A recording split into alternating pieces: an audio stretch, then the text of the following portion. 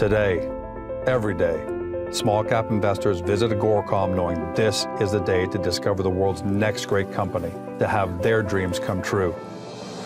That's why I take to the open road, to find them, to tell their stories, to engage them, to bring them to life, because they want to connect with you from your office, your phone, your home, anywhere. Agoracom, find your dream.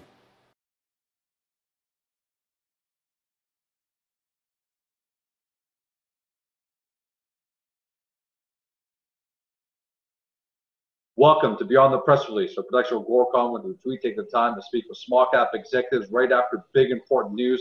With us today, I'm happy to have him back again, Ryan Brown, the CEO at Northbud Farms. The company trades on the CSE under the stock symbol NBUD, NBUD, and for our friends in the US on the OTCQB under the stock symbol NOBDF. For those of you who are new to the story, and there is going to be a lot of you because the company just went public in September at a great fair market valuation because they want to provide that upside for shareholders. They're a late stage cannabis applicant for about 25,000 square feet of indoor space and about 500,000 square feet of outdoor space that's intended to come on later this year. But what we're really here to talk about today, huge headline, I'm going to read it. They signed a $20 million binding letter of intent to acquire Eureka Vapor. That's a multi-state licensed operator out of the U.S., and they're going to use this to enter the U.S. market. Big news. Ryan, welcome to the show. Thanks for having me, George. All right, so $20 million. This is no small acquisition here. This is major. Why are you acquiring Eureka Vapor? A few months ago, we sat down as a group and kind of charted out what we thought the most logical growth steps would be for Northbud as a company. Obviously, we're very keen and still very bullish on our Canadian cultivation asset that we're building out. But obviously, there's some limitations to that being the only kind of business element within your company. I have a lot of contacts in the United States, in the U.S. cannabis industry.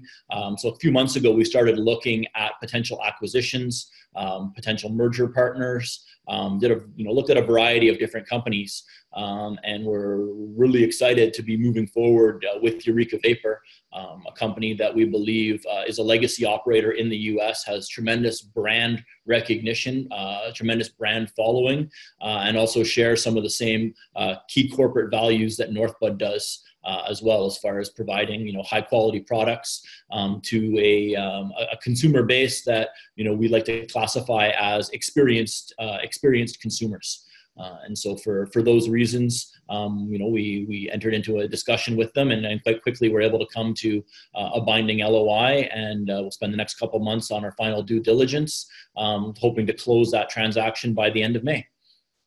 And what I found really exciting about the press release, because you have the whole flash on the press release, is two things. In addition to the $20 million purchase price, there's a bonus on the table, $25 million, another $25 million to the Eureka team. So does that speak to your confidence and the confidence on both sides of this equation as to potential future growth and how much bigger just this arm of the company gets? Exactly. What we wanted to do was we wanted to find a mechanism that allowed Eureka Vapor and the operators of Eureka Vapor that are also the major shareholders of their company to monetize the real value that we thought they were bringing to the table. California market is very much a market in transition right now, transitioning out of the old Proposition 215 regulations into the new cannabis adult use regulations. So obviously there's some transition going on, and putting a value on a lot of these companies right now is difficult. And so we came up with what we thought was a novel model, where basically they're going to be paid for future revenue as well as historical revenue, in a manner that also protects the Northbud investors, right, because the calculations are being done based at a minimum share price of 35 cents. Or the 30-day volume-weighted average, as well as the milestone payments are issued in under a similar structure, as well as provide Eureka with a platform for them to really monetize their long-term value to create a company that's doing substantial revenue with exposure in the largest federally legal jurisdiction being Canada, as well as California and Colorado, which are by all accounts the most developed retail markets that exist in the world right now. Well, let's talk about their success. And if you can't be specific, at least if it's possible, give us an idea. How big is Eureka in terms of, if you want to talk about units or revenues or income? And if you can't tell us the numbers, can you shed some light on whether they're profitable and high growth, those kind of things? Yeah, I mean, Eureka has shown substantial year-over-year organic growth. There's only 4 shareholders. They've really funded this thing themselves. They fund it with free cash flow. In 2015, when they moved into the Colorado market, which at the time was a very saturated, very highly regulated market, they were able to, immediately pick up market share and really carve out a niche for themselves in what we believe is the largest single consumer base that exists in the cannabis space, which is the existing cannabis user. And so the proof is kind of in the pudding with how they've expanded their brand and generated revenue in California, and also in a more regulated environment in Colorado.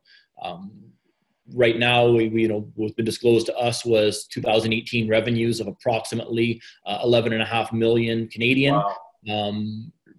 Profit margins net margins in and around the 16% range, which is obviously very very good and really positive to the future outlook of the company. So this is going to be great for your income statement going forward, naturally, and make the company even more attractive to the institutional side, the brokerage side, and even retail investors. Now that you'll, assuming this closes, because it looks like that's pretty positive, but making more attractive to the financial space? I think for a company our size, doing any acquisitions that are not revenue based doesn't make a lot of sense. We already have a speculative pre-revenue operation that we are very bullish on, but obviously our timelines to revenue, there's a lot of factors that boil into that. We're seeing in the Canadian market right now a real learning curve and a very slow adoption of the legal market by the cannabis consumers in Canada. And so rather than sit around and wait for that market to mature and market to establish itself, we thought that it was in the best interests of Northbud as a company and our shareholders long term to look at existing revenue generating established businesses in the U.S. Ryan, it's interesting that you mentioned M&A. So is this a one-off here, or is this the beginning of more M&A? Because you and your team have had a fantastic history of mergers, acquisitions, taking companies public. So it wouldn't surprise me. Is this the start of something else? Originally, it wasn't in the cards. We actually were contacted by quite a few operators in the U.S., some that I had an existing relationship with, others that I didn't, that are looking to partner up with a Canadian company that provides a realistic valuation and the right type of structure and shared corporate culture to merge with, or in this case to be acquired by, and so that that kind of change of direction for us has yielded significant conversations with a variety of different groups in all sorts of states in the U.S. We wanted to execute on this transaction with Eureka first, because we believe they're operating in an extremely high margin segment of the industry, and also a segment of the industry that is coming online in Canada come October. And so for us right now, our focus is getting the Eureka transaction closed, as well as entering into agreements with other Canadian producers, white label manufacturers in Canada to get the Eureka brand into Canada for October when vaporizer pens and cartridge style vape pens hit the market. Will this yield more M&A activity? I would hope so. Northbud's open for business. We're listening to all proposals, looking at a variety of different options. And if it makes sense to us, makes sense to our partners and our shareholders, absolutely we'll look at it. Well, I got to give you credit. You guys really know how to start things off with a bang. $20 million binding letter of intent, and then an additional $25 million in potential payouts to the shareholders of Eureka Vapor. And what I also like was the fact that only 10% of that $20 million stock was going to be given given to the management team of Eureka, with the rest of it being earned out over time and being released over time. So that also speaks great volume to their confidence in where Northbud's going to go. So, you know, if they're willing to accept those kind of terms and be fair and grow for the future, I think that bodes well for everyone that's watching this. Yeah, and I think structuring deals like that for a company our size, in my mind, really is the only way to do business. We're not in a position to be issuing, to be doubling our float size, to be offering, you know, those types of share incentives to companies that aren't going to be in it for the long haul. These guys are serious operators. Their level of knowledge and expertise in and around the extraction space is like nothing I've ever seen before. And as you know, I've been in this game for a long time. And so for me to come away kind of blown away with their product knowledge and their you know, level of trade secrets and their understanding of the space that they operate in, as well as being willing to enter into a fair agreement that pays them based on the revenue that they bring to the table, while providing value to Northbud and the Northbud shareholders. For me, it's kind of like a match made in heaven, so to speak. Last question for you. This is a binding letter of intent, which is different from a basic letter of intent because you guys have already agreed to terms, agreed to everything. It's scheduled to close May 31st. Naturally, there are shareholder approvals, exchange approvals, all those things get out of the way. Anything you see that could be a potential hurdle in all this, or you guys have a high degree of confidence that this is going to close by May 31st and away you go? Since the first day of negotiation, they've been extremely transparent with, you know, the good, the bad, and the ugly, as every company has. Very, very comfortable. I have a long-standing relationship with the CEO of Eureka Vapor, so there's a familiarity there, and I'm very, very confident that that things are going to move ahead quickly, and obviously in a compliant fashion. We're really excited to get this one put away and continue to grow what will be the joint companies of Northbud and Eureka moving forward. Well, it's the middle of March here, so you're not too far from this closing. So I'm pretty sure we're going to have you back on. But in the meantime, congratulations on a fantastic acquisition. The market obviously liked the news when it came out. Keep it coming. Good luck with the close. We're looking forward to having you back, you know, in or before May 31st, where you pop in the champagne and it's official.